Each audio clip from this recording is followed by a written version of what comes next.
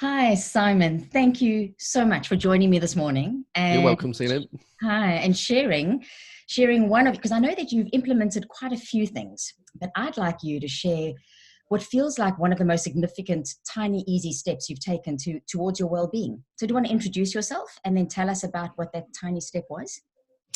Yeah, hello, Celine. Simon Chaplin. I run an accountancy practice up in Peterborough. I've got a team of 22 people sat outside. And then in addition to that, I run mastermind groups for accountancy practices and accountants within those practice to help them be the best they want to be. So it's all about inspiring, challenging, and supporting them to be the best they want to be. I first met you, as you know, I think it's about 3 years ago, and over the course of seeing you speak in a number of environments, but predominantly through those mastermind groups, I've made a number of changes within my life around diet and drink and alcohol in particular. So tell us a bit about And the alcohol, because I know yeah, the, that the was, the the alcohol is an interesting one. So um, I would class myself as an above average drinker. So nowhere near the alcoholic level, but I'd easily have a bottle of wine on a Friday night and a Saturday night, or a glass of brandy before bed, occasional beers at the pub, and that sort of stuff. Um, so at the beginning of the year, and for the last, I think it's now last 5 years, I've done dry January. So I'd allow myself to have a glass of wine and something to drink at New Year's Day dinner, and then the rest of the month I would go all the way up until a local beer festival that my dad was involved in, and that beer festival would be where I broke basically, and then went back to the normal routine, the normal habitual drinking habits. This year, I got to the end, or got sort of 2/3 of the way through January, and decided that I was going to go a bit further. I was going to go forward to the half-term holiday, which is in February, where I was going on an all-inclusive holiday. And I had a moment where I sat in Luton Airport at 5 o'clock in the morning, fry up, and was about to order a pint of lager, which is the stereotypical Simon holiday, fry up and beer before you get on an aeroplane. And I said to myself, do I need that beer really? And ultimately I said no. And then I had my first holiday without an alcoholic drink since I was 14, 15, or however old I was. So what's that, wow. 30 years ago? I came back off that holiday, thoroughly enjoyed it, and then went for 100 days, which was the 11th of April. Did that, then went to 6 months, and I'm currently working on 365 days. So am I correct in understanding this is the first year of your adult life that you have chosen not to drink alcohol?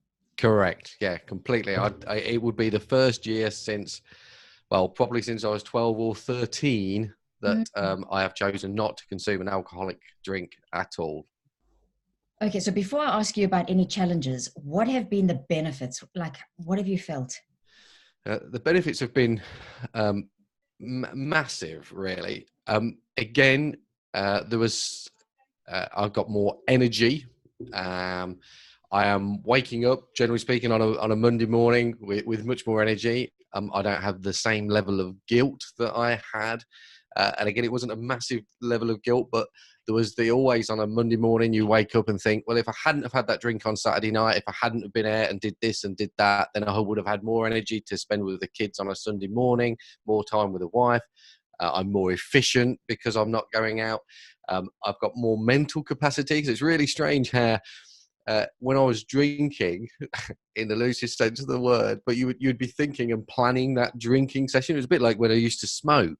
Mhm. You would think, okay, I've only got 2 cigarettes left. I need more cigarettes, and I need to go to the shop to get. So it's a consuming aspect where you end up thinking about it all of the time in order to make sure that you're never without a drink, or that drink is coming on the Saturday. But predominantly, it is more energy. And also, I think because of the productivity's gone up, I am now less anxious. So I'm less Wow. worried about things, and less thinking about things that could go wrong. And then the final one, which Sally, my wife, shared with me, this is months ago now, it was about 3 months in, 4 months in, she said I was less grumpy.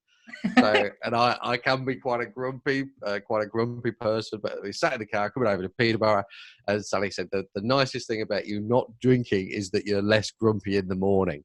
And I also feel that. I also feel that myself. Well, those are incredible reasons. I can see why you're choosing. So are you saying that you're not even going to consider drinking again? Or, I'm somebody who drinks very moderately, but I'm quite attached to, my glass of champagne or glass of wine. Would you ever change and just include one or two drinks, say once a week? Well, it's open to debate at the moment. That is the classic. I was very attached to getting home on a Friday night, put the kids to bed, sit down, fire on, glass of red wine, birthday, glass of red wine, glass of champagne. It was incredible. It was very habitual. Sunday dinner, roast beef, glass of Bordeaux. That was the way it went. Would I consider going back? Mentally, I am still challenged by that. I know that I will not have a drink until at least the 2nd of January 2020, because I'll have done the 365 days. I'm then, on occasions, I can say to myself, okay, well, just the odd glass won't hurt. Yeah. It's like the odd cream cake won't hurt. Mm. The slight sort of challenge with that for me is that odd glass of wine, that odd cake, once you start having the odd glass of wine, does it then turn into the odd 2 or 3 glasses of wine?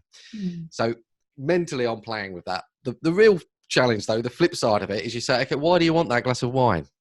Yeah. What is the benefit? What is the advantage of having that glass of wine? And then you come back to, well, it helps me relax. It helps me be more sociable. And you could come up with all these constructs around drinking alcohol, which, without being too blunt about it, is all a load of rubbish. So if I want to relax, I can find another way of relaxing. If I want to be more sociable, I choose to be more sociable. If I need something to do, then I'll go and do something else. So having spoken to a number of friends around this, every time we have conversations about the advantages of drinking alcohol, that they're rubbish, absolute rubbish. They're lies. So I could easily see how I can get to the 2nd of January and mentally go, okay, I might have a glass just to see whether I like it or not. But the reality of it is I'm not convinced the advantages outweigh the disadvantages, or the advantages of drinking outweigh the advantages of not drinking. Another brilliant one is sleep. So get a bed at night and have a full night's sleep. Don't have to get up to go to the bathroom. It's not disturbed. Alcohol Blah, blah, blah, blah.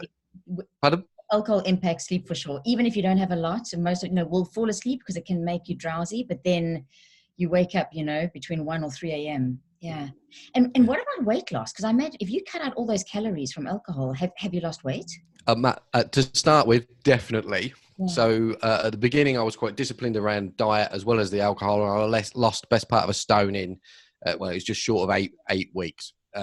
Massive weight reduction. I know, and I've got an app on my phone where I measure the non-drinking days, and I've saved over 100,000. I think it was 140,000 calories this year by not drinking.